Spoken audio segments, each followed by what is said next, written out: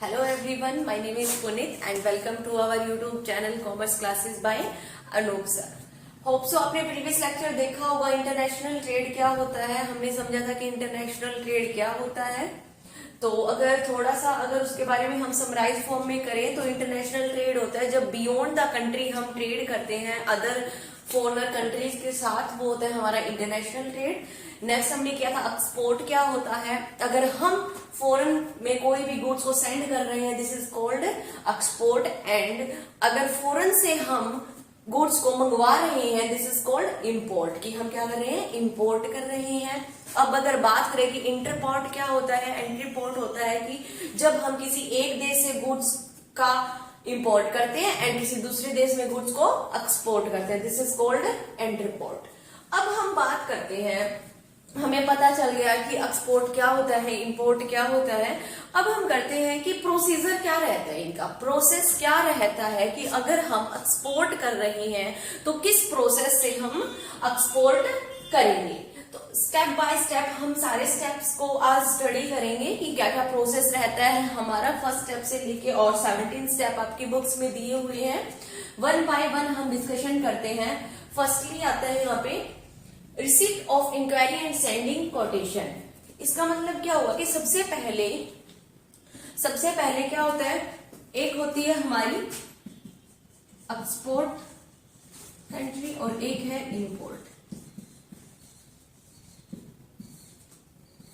Import. Okay, हमारे पास क्या है, दो कंट्रीज है जो एक एक्सपोर्ट कर रही है और एक इंपोर्ट कर रही है। अब यहाँ पे बोला कि receipt of inquiry and sending quotation. अगर मान लो कि इंडिया क्या कर रहा है, इंपोर्ट कर रही है इंडिया,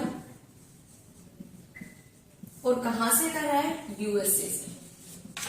यूएसए से कोई भी गुड्स को क्या कर रहा है, इंपोर्ट कर रहा है। देन हम क्या करेंगे, हमें कोई भी गुड्स की अगर रिक्वायरमेंट है तो हम डिफरेंट कंट्रीज में कोटेशन या फिर सेंडिंग लेटर को क्या सेंड कर देंगे कि आप हमें किस प्राइस पे, क्या क्वालिटी में, क्या साइज में, क्या कलर में, डिफरेंट टाइप की जो भी हमारी डिमांड है उसी के अकॉर्डिंग हम रिसिप्ट सेंड कर देते हैं डिफरेंट कंट्रीज में। अब जैसे कि इंडिया को क्या करना है, इंडिया को जरूरत है तो डिफरेंट कंट्रीज में क्या कर देंगे, रिसिप्ट सेंड कर देंगे डिफरेंट कंट्रीज में कि आप हमें क्या क्या क्वालिटी प्रोवाइड करवाओगे। देन अगर मान लो ये 1 कंट्री 2 3 4, मान लो कि हमें सेकंड कंट्री वाला गुड्स अच्छा लगा quality wise, size wise, colour wise and quantity wise भी। अगर हमें सेकंड का अच्छा लगा तो हम सेकंड का एक्सेप्ट कर लेते हैं। ओके, तो ये हमारा आता है फर्स्ट पॉइंट में। क्या आता है फर्स्ट पॉइंट में, हम इंक्वायरी करते हैं कि हमें कौन सी कंट्री से किस टाइप का गुड्स परचेज करना है या इंपोर्टेड करवाना है। तो ये आ जाएगा receipt of inquiry and sending quotation. तो डिफरेंट कंट्री क्या भेज देती है, अपना कोटेशन भेज देती है, यानी कि क्वालिटी क्वांटिटी वाइज गुड्स का पूरा बायोडाटा हमारे पास सेंड कर देती है। अब उस जो इन्होंने बायोडाटा सेंड किया उसमें से किसी एक को हम क्या कर लेते हैं, सिलेक्ट कर लेते हैं। नेक्स्ट पॉइंट आता है हमारा रिसिप्ट ऑफ ऑर्डर और इंडेंट। रिसिप्ट ऑफ ऑर्डर में क्या हुआ, अगर मान लो कि हमें कंट्री 2 का हमें गुड्स अच्छा लगा तो हम क्या कर देंगे, ऑर्डर प्लेस कर देंगे। क्या कर देंगे, ऑर्डर प्लेस कर देते हैं। एंड अगर हमें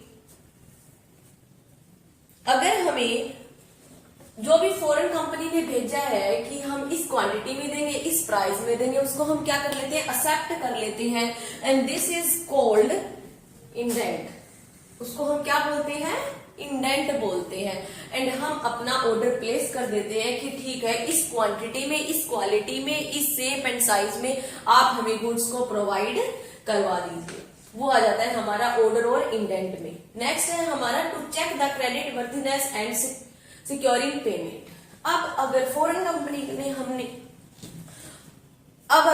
कंपनी को हमने ऑर्डर प्लेस किया है तो फिर फॉरेन कंपनी ये भी तो देखेगी ना कि क्रेडिट वर्थिनेस क्या है, क्या हम इनको गुड्स प्रोवाइड करें या ना करें, क्या ये हमें पेमेंट कर पाएंगे या नहीं कर पाएंगे। तो क्रेडिट वर्थिनेस चेक करती है फॉरेन कंपनी हमारा। अब क्रेडिट वर्थिनेस चेक करेगी तो कंपनी क्या करेगी, कंपनी हमारे पास कंपनी क्या करती है, कंपनी बैंक से हमारी क्रेडिट वर्थिनेस पता करती है। एंड जो फॉरेन कंपनी है वो बोलती है कि आप हमें लेटर ऑफ क्रेडिट इश्यू कर, आप हमें क्या दो, लेटर ऑफ क्रेडिट इश्यू करवा के दो। लेटर ऑफ क्रेडिट कौन इश्यू करेगा? लेटर ऑफ क्रेडिट ये कौन इश्यू करता है? ये करता है इंपोर्टर्स बैंक, यानी कि इंडिया का बैंक। इंडिया का बैंक क्या करेगा? आपको लेटर ऑफ क्रेडिट प्रोवाइड करेगा, और वो लेटर ऑफ क्रेडिट आप कहां पे सेंड कर दोगे? फॉरेन में सेंड कर दोगे। ओके, नेक्स्ट पॉइंट आता है हमारा ऑब्टेनिंग एक्सपोर्ट लाइसेंस। अब जो फॉरेन कंपनी है जो हमारा ऑर्डर प्लेस किया है, अगर वो गुड्स बनाने लग जाती है तो उससे पहले उनको क्या करना पड़ता है? एक्सपोर्ट लाइसेंस बनवाना पड़ता है अपनी गवर्नमेंट से, क्योंकि हर कंट्री की गवर्नमेंट क्या चाहती है? हर कंट्री की गवर्नमेंट चाहती है कि ज्यादा से ज्यादा एक्सपोर्ट हो, बट एक्सपोर्ट जो हम कर रहे हैं वो अच्छी क्वालिटी में करें, अच्छी क्वांटिटी में करें, ताकि हमें कोई भी प्रॉब्लम ना आए। तो जो फॉरेन कंपनी है वो अपना ऑब्टेन करती है export license. And next point is that obtaining pre shipment finance. अब आता है हमारा प्री शिपमेंट फाइनेंस। अब क्योंकि अगर हम इंपोर्ट कर रहे हैं, मान लो इंडिया इंपोर्ट कर रहा है, तो लार्ज क्वांटिटी में गुड्स को इंपोर्ट करेगा, कोई स्मॉल क्वांटिटी तो नहीं होती।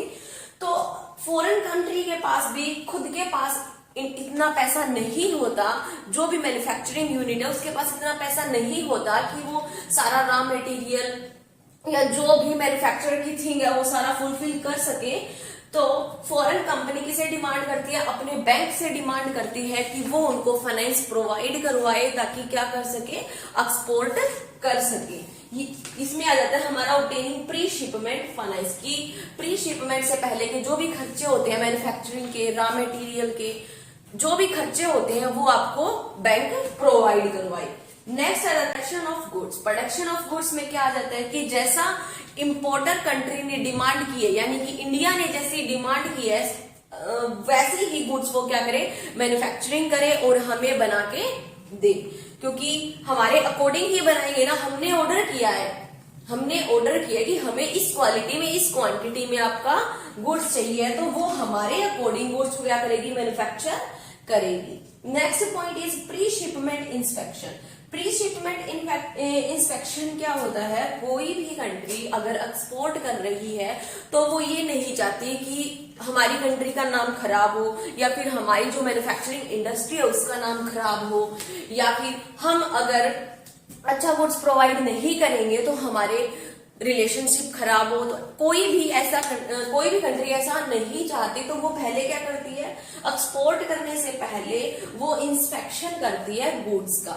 अब उसके इंस्पेक्शन के लिए, गुड्स के इंस्पेक्शन के लिए गवर्नमेंट पास करती है export quality control and inspection act 1963, जो कि इंश्योर करता है कि क्वालिटी वाइज गुड्स क्या होना चाहिए? आपका अच्छा होना चाहिए।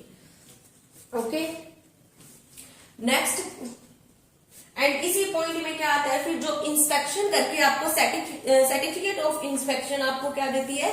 प्रोवाइड करवाती है। एंड आपको पता चल जाता है कि आपके गुड्स में कोई भी प्रॉब्लम नहीं है, आपका गुड्स क्वालिटी वाइज बिल्कुल सही है। नेक्स्ट आता है हमारा पॉइंट एक्साइज क्लियरेंस। अब बात करते हैं, हमने 7 पॉइंट्स कर लिए, होप सो आपको कोई भी डाउट नहीं होगा। नेक्स्ट पॉइंट हम करते हैं एक्साइज क्लियरेंस। एक्साइज क्लियरेंस क्या होता है? एक्साइज क्लियरेंस होता है कि एक्साइज क्लियरेंस को हम एक्साइज ड्यूटी भी बोल सकते हैं, जो कि पेबल किया जाता है जब हम यूज कर रहे हैं raw material in manufacturing goods. जब हम गुड्स को मैन्युफैक्चर कर रहे हैं उस टाइम पे हम जो भी रॉ मटेरियल को यूज कर रहे हैं, हमारे रीजन के रॉ मटेरियल को यूज कर रहे हैं, देन हमें कुछ ड्यूटी पे करनी पड़ती है एक्साइज कमिश्नर को। This is called excise clearance. And वो हमें बाद में या तो रिटर्न मिल जाती है या फिर एग्जम्प्ट होती है। अगर हमें रिटर्न मिल जाती है तो उसको हम बोलेंगे, उसको हम बोलते हैं ड्यूटी ड्रॉबैक। जो रिफंड हो जाती है, रिफंड हो जाती है, उसको हम बोलते हैं ड्यूटी ड्रॉबैक। ओके, ये आप ध्यान रखना, शॉर्ट क्वेश्चन बन सकता है आपका यहां से। इसको हम बोलते हैं duty drawback. Next point is that obtaining certificate of origin. मतलब क्या हुआ कि जो भी एक्सपोर्टिंग कंट्री है वो क्या करेगी, अपना एक सर्टिफिकेट प्रिपेयर करेगी। उस सर्टिफिकेट के अंदर क्या इंक्लूड होता है, उसके अंदर इंक्लूड होता है कि जो भी प्रोडक्ट हमने बनाया है वो हमारी कंट्री में बना है, और वो प्रोडक्ट हमारी मैन्युफैक्चरिंग यूनिट जो भी हमने इंडस्ट्री सेटअप कर रखी है उसी में बना है, और हमने ही इस प्रोडक्ट को बनाया है। क्योंकि सम टाइम जो इंपोर्टिंग कंट्री है वो क्या बोलते हैं कि ये गुड्स कहीं आपने किसी अदर कंट्री से तो नहीं मंगवाया हो। ओके, सम टाइम ये प्रॉब्लम हो जाती है, तो जो इंपोर्टिंग कंट्री है यानी कि इंडिया है वो क्या करती है, ऑब्टेनिंग सर्टिफिकेट ऑफ ओरिजिन का सर्टिफिकेट लेती है, ताकि उनको पता चले कि गुड्स जिस कंट्री से हम परचेज कर रहे हैं वहीं पे बना हुआ होना चाहिए। Next, reservation of shipping space. अब हम क्या करेंगे, हमारा गुड्स प्रिपेयर हो गए, हमने ऑब्टेन कर लिया सर्टिफिकेट ऑफ ओरिजिन कि हमारी कंट्री में ही क्या गुड्स को प्रिपेयर किया गया है। अब हम करेंगे एक्सपोर्ट करने के लिए हमें किसकी जरूरत पड़ेगी, शिपिंग की जरूरत पड़ेगी, क्योंकि गुड्स बहुत ज्यादा होता है तो हमें किसकी जरूरत पड़ती है, शिपिंग की। तो हम रिजर्वेशन ऑफ शिपिंग का करेंगे। तो अगर हमें शिपिंग के रिजर्वेशन की जरूरत है तो हम शिपिंग एजेंसीज के पास जाते हैं, और शिपिंग एजेंसीज को गुड्स के बारे में बताते हैं, क्वालिटी के बारे में बताते हैं, एंड कहाँ डेस्टिनेशन कंट्री है वो बताते हैं, और हम क्या करवाते हैं, रिजर्वेशन करवाते हैं। Next, packing and forwarding.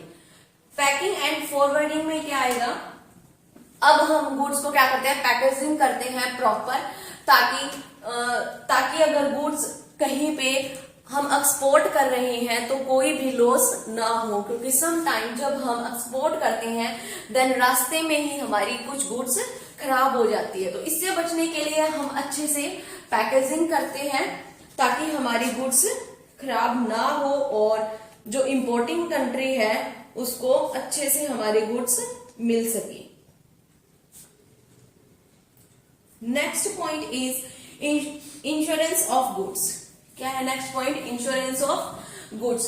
अब हम ये चाहते हैं कि जो हमारी इंपोर्टिंग कंट्री है उसको अच्छे से गुड्स मिले, जिस क्वालिटी में हमने गुड्स को भेजा है उसी क्वालिटी में इंपोर्टिंग कंट्री को भी गुड्स मिले। तो हम क्या करवा लेते हैं, इंश्योरेंस करवा लेते हैं, ताकि इन केस अगर कुछ लॉस हो भी जाए या फिर इन केस कुछ डैमेज हो भी जाए, क्योंकि देखो शिपमेंट के रास्ते से जाएगा तो क्या पता डैमेज हो जाए शिप, या क्या पता कुछ मिस हैपनिंग हो जाए, तो उस केस में हम इंश्योरेंस करवा लेते हैं ताकि कुछ भी प्रॉब्लम हो जाए तो हमें हैवी लॉस ना हो।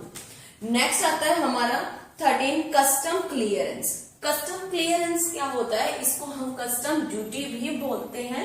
जब हम एक्सपोर्ट एंड इंपोर्ट करते हैं तो कुछ ड्यूटी हमें पे करनी होती है जब भी हम एक्सपोर्ट करते हैं या इंपोर्ट करते हैं। This is called custom duty and custom clearance. अगर कस्टम ड्यूटी पे करने के बाद कस्टम जो क्लियरेंस है वो हमें क्या इश्यू करता है, shipping bill. Shipping bill issue कर देता है कि अब आप एक्सपोर्ट कर सकते हो। Next point is obtaining mate receipt. Obtaining mate receipt क्या होता है, मेट हम किसको बोलते हैं, जो हमारा कैप्टन होता है शिप का, उसी को क्या बोलते हैं, मेट बोला गया है यहाँ पे। अब जो कैप्टन होता है वो इश्यू करता है एक रिसिप्ट जिसको हम बोलते हैं मेट रिसिप्ट, और जो कैप्टन ने जो इशू की मेड रिसिप्ट वो किसको दे दी जाती है, सुप्रीटेंडेंट को। सुप्रीटेंडेंट को दे दी जाती है एंड सुप्रीटेंडेंट कैरी फॉरवर्ड कर देता है C&F एजेंट को। ओके, ये रहता है हमारा ऑब्टेनिंग मेड रिसिप्ट में। अब बात आती है payment of freight and insurance of bill of lading. जब हम फ्राइट की और इंश्योरेंस की पेमेंट कर देते हैं तो C&F एजेंट मेड रिसिप्ट को शिपिंग कंपनी को दे देते हैं एंड शिपिंग कंपनी क्या इशू करती है, बिल ऑफ लैंडिंग इशू करती है एंड शिपिंग कंपनी हमें बोलती है कि हम आपका गुड्स डेस्टिनेशन कंट्री तक पहुंचा देंगे। अब ये हमारी रिस्पॉन्सिबिलिटी है। Next point is preparation of invoice. अब जो एक्सपोर्टिंग कंपनी है वो अपना इनवॉइस प्रिपेयर करती है। इनवॉइस के अंदर क्या क्या इंक्लूड करते हैं हम, क्वालिटी, क्वांटिटी, अमाउंट, सब प्राइस वगैरह सब कुछ इंक्लूड करते हैं, आपको पता है। तो वो आ जाता है हमारा प्रिपरेशन ऑफ इनवॉइस के अंदर। And exporting company importing company को देने के लिए इनवॉइस प्रिपेयर करती है। लास्ट आता है हमारा सिक्योरिंग पेमेंट। अब बात आती है कि सिक्योरिंग पेमेंट की, तो एक्सपोर्टिंग कंपनी चाहती है कि हमारी पेमेंट सिक्योर हो, तो इसके लिए जो एक्सपोर्टिंग कंपनी है वो एक BR इश्यू करती है एंड वो BR किसके पास भेज देती है, बैंक के पास भेज देती है। जो भी इंपोर्टर बैंक, मैंने आपको बताया, इंपोर्टर बैंक के पास सेंड कर देती है। एंड जब BR को एक्सेप्ट कर लिया जाता है इंपोर्टिंग कंट्री के द्वारा या इंपोर्टर बैंक के द्वारा, देन एक्सपोर्टर कंपनी अपना गुड्स दे देती है और इंपोर्टर कंपनी उसको पेमेंट कर देती है। तो this is all about the procedure of export trade. मैंने आपको इसका सारा प्रोसेस आपको बता दिया है।